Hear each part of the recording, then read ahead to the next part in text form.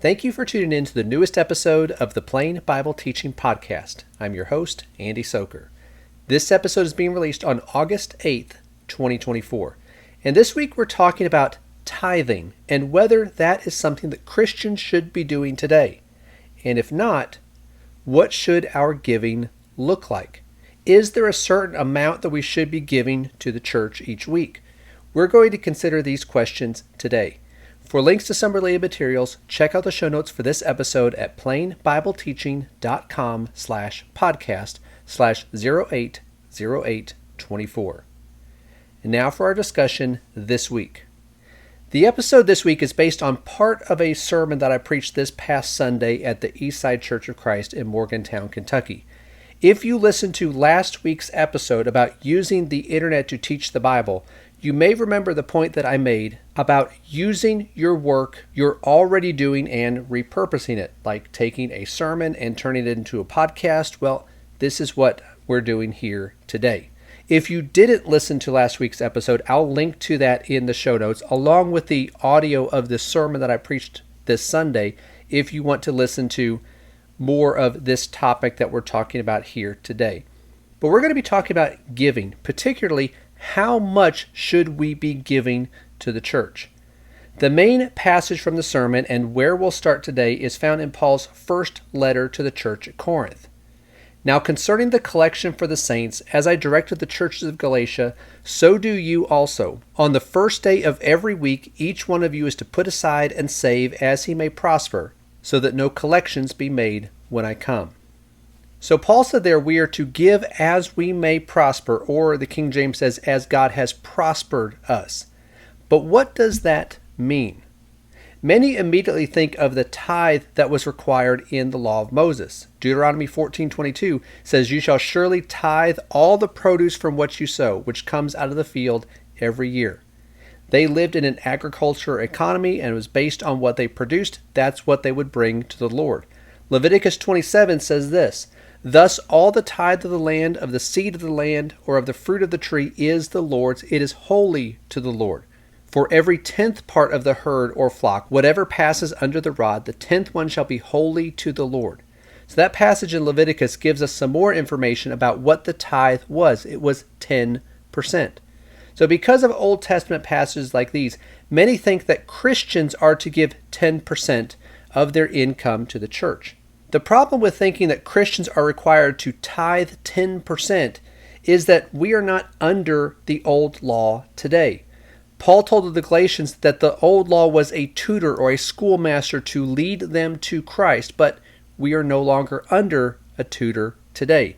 He told the brethren in Colossae that Jesus had taken the old law out of the way and nailed it to the cross. We are now living under the new and better covenant, which has been enacted on better promises. The fact is, the New Testament does not specify an amount or a percentage when it comes to our giving. Instead, the emphasis is on our attitude. Paul said in 2 Corinthians chapter 9, "Now this I say, he who sows sparingly will also reap sparingly, and he who sows bountifully will also reap bountifully. Each one must do just as he has purposed in his heart, not grudgingly or under compulsion, for God loves a cheerful giver." So with the proper attitude, being a cheerful giver, how then do we decide how much to give? Well, the passage that we started at in 1 Corinthians 16 says we give as we may prosper or as God has prospered us.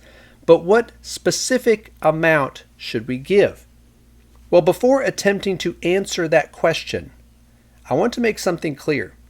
Ultimately, this is a personal decision. The passage we read in 2 Corinthians 9 and verse 7 says each one must do just as he has purposed in his heart. So we cannot judge others and the amount that they give. Yet we must examine ourselves as we're told to do in 2 Corinthians 13 and verse 5. So let's think about that. When we look at ourselves and our giving and how much we are to give, there are some factors for us to consider in deciding how much we are going to give when it comes to giving to the church. Number one, there must be a recognition of the blessings that God has given us. James 1:17 tells us that every good thing given and every perfect gift is from above, coming down from the Father of lights, with whom there is no variation or shifting shadow.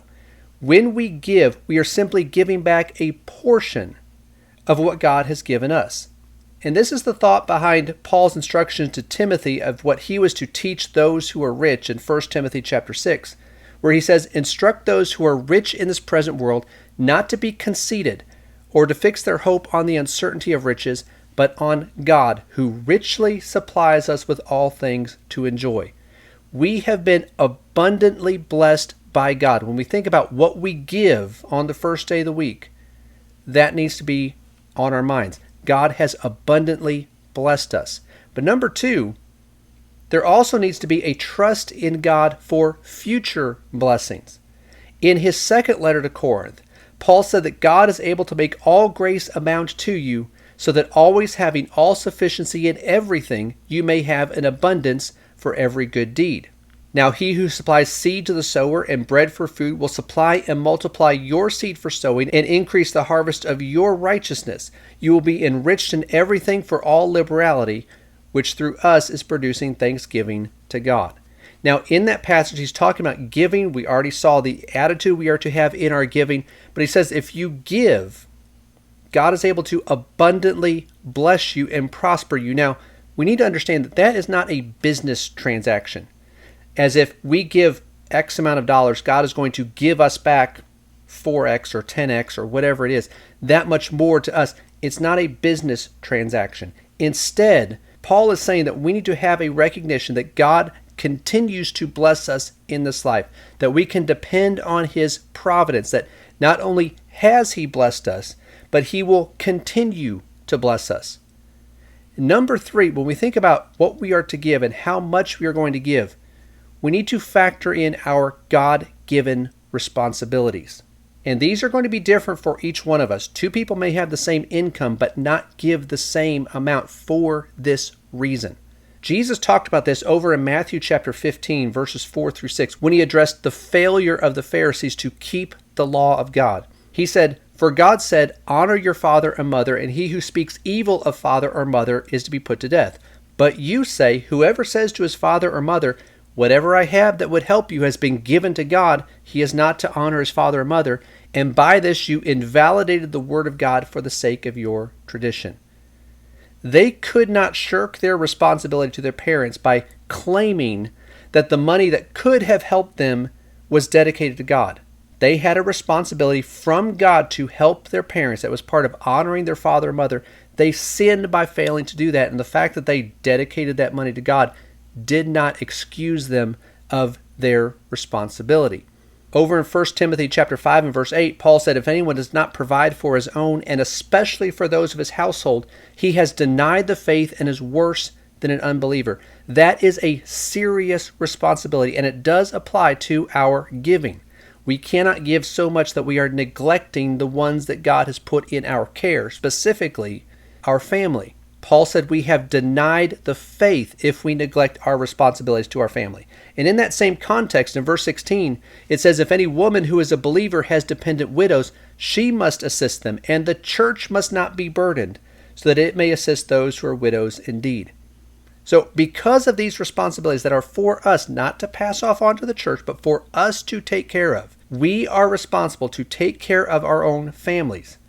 Because of that, we are to be good stewards of the blessings that God has given us. But, number 4, we cannot worry so much about the future that we give nothing. Remember what Jesus said in Matthew chapter 6, verses 33 and 34. "But seek first his kingdom and his righteousness, and all these things will be added to you. So do not worry about tomorrow, for tomorrow will care for itself. Each day has enough trouble of its own." We need to seek first spiritual things, not worry about what might come. Yes, we are to be good stewards, but we are to put spiritual things first. We see a principle in David's life when he went to purchase a piece of land in order to make an offering to the Lord. The owner of the land offered to let David use it for free. But notice what David's response was. "No, but I will surely buy it from you for a price, for I will not offer burnt offerings to the Lord my God, which cost me nothing." We should not be reckless or irresponsible in our giving, but it should cost us something. We are making a sacrifice. One final question to consider before we close. What if we don't give, or we really don't give that much when we could? We need to examine ourselves. We already talked about 2 Corinthians 13 and verse 5. We need to examine ourselves. But remember also the example of the Macedonians. Paul cited them when he wrote to the Corinthians about their giving. Now, brethren, we wish to make known to you the grace of God which has been given in the churches of Macedonia, that in a great ordeal of affliction, their abundance of joy and their deep poverty overflowed in the wealth of their liberality. For I testify that according to their ability, and beyond their ability, they gave of their own accord, begging us with much urging for the favor of participation in the support of the saints. And this not as we had expected, but they first gave themselves to the Lord, and to us by the will of God. The Macedonians gave abundantly despite their poverty, because they first gave themselves to the Lord. If we choose not to give, or we neglect to give, or we could give more but we just choose not to, can we say that we have fully given ourselves to the Lord? Well, that's all for this week. Thank you for listening to the Plain Bible Teaching Podcast. I hope you found this episode to be helpful. For links to some related materials, including those ones that I mentioned, the sermon that was the basis for the idea of this episode, all of those will be linked in the show notes. You can find those at plainbibleteaching.com/podcast/080824. If you have a moment to rate and review the podcast and share it with others, that is always appreciated. And if you're listening to this, remember that we also upload video versions of the podcast to the Plain Bible Teaching YouTube channel. So if you prefer to watch this on video, that option is there for you. And if you are watching this on YouTube, please like this video and subscribe to the channel so you can see the other videos that we post here from time to time. And if you see a news story or have some topic that you think would make for a good discussion here, send that to me at andy@plainbibleteaching.com. Thanks again for listening, and I hope to talk to you again next week.